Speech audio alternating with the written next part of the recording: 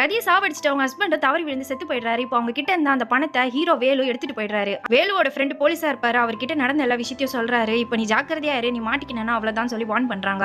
Minister எலெக்ஷனுக்காக இந்த காசை பூமி கிட்ட கொடுத்து வச்சிருப்பாரு. பூமியும் இப்போ மினிஸ்டர் தெரியறதுக்கு முன்னாடி இந்த பணத்தை கண்டுபிடிக்கணும், அதுக்கு வேலு தான் சரியான ஆளுன்னு சொல்லி இப்போ அவரை கூப்பிடுறாங்க. இந்த வேலைக்காக பூமியை 1 கோடி ரூபாய் தரேன்னு சொல்றாங்க. ஆனா வேலுவோ எவ்வளவு பணம் இருந்துச்சுன்னு கேட்கிறாரு. 440 கோடி இருந்திருக்கும். வேலு கிட்ட இருக்க பணத்தை வச்சு கணக்கு போட்டு பார்த்தா மொத்தம் 66 பேர் இந்த ஹைஸ்ல இருப்பாங்கன்னு சொல்லி கெஸ் பண்றாங்க. இப்போ பூமிக்கு எப்படி இந்த பணம் வந்துச்சுன்னு சொல்லி தெரிஞ்சுக்கணும்னா அவங்க வைஃபை ஹேக் பண்றாங்க. பூமி கிட்ட இருக்கிற பொண்ணுங்க கிட்ட தான் மினிஸ்டர்ஸ்லாம் க்ளோஸா இருந்திருப்பாங்க. அந்த வீடியோவை இவங்க தனித்தனி ஃபோல்டர்ல சேவ் பண்ணி வச்சிருப்பாங்க. அதை ஹேக் பண்ணி இப்போ வேலுவை எடுத்து வச்சுக்கிறாரு.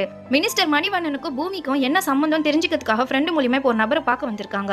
கொஞ்ச நாள் முன்னாடி தனியா கட்சி ஆரம்பிச்ச மணிவண்ணன் மேல நிறைய கேஸ் இருந்திருக்கும். அவர் கூடிய சீக்கிரமா அரெஸ்ட் ஆகிற ஸ்டேஜ்ல இருந்திருப்பாரு. அப்போ ஜெயில இருக்கிற 5 பெண்கள் வந்து டிகிரி முடிச்சிருப்பாங்க. அந்த பாராட்டு விழாக்காக மணிவண்ணன் தான் வரணும்னு சொல்லி போலீஸ் ஆபீசர் கிட்ட கேட்டிருப்பாங்க. வர பிரபாலட்சுமிங்கிறவங்க பிளான் பண்ணி தான் மணிவண்ணனை வர வச்சிருப்பாங்க. இப்போ அவங்க கூட இருக்கிற ஒரு ஆளை வச்சு கத்தியால குத்த வச்சிடுறாங்க. ஏன்னா அப்பதான் அவருக்கு பரிதாபத்துல நிறைய ஓட்டு கிடைக்கும். இது மூலியமா மணிவண்ணனுக்கு இவங்களுக்கு பழக்கம் ஏற்படும். இதை வச்சு அவங்க நினைச்சதெல்லாம் சாதிக்கணும்னு நினைச்சிருப்பாங்க. அந்த வர பிரபாலட்சுமி வேற யாரும் இல்ல, இப்ப பூமிங்கிற பேர்ல இருக்கிறவங்க தான். இப்போ பூமியை கூட்டிட்டு வர சொல்லியிருப்பாரு. அவங்களும் வந்திருப்பாங்க.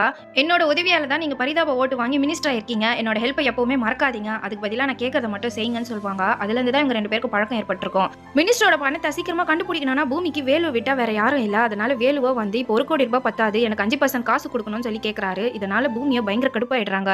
அதனால இப்போ வேலுவோட பொண்ணை கடத்தி வீட்டுக்கு கூட்டு வந்திருப்பாங்க. வேலு பதறி அடிச்சு வந்து பார்த்தா அந்த பொண்ணுக்கு மேக்கப் பண்ணி டான்ஸ்ல ஆட வைக்கிறாங்க.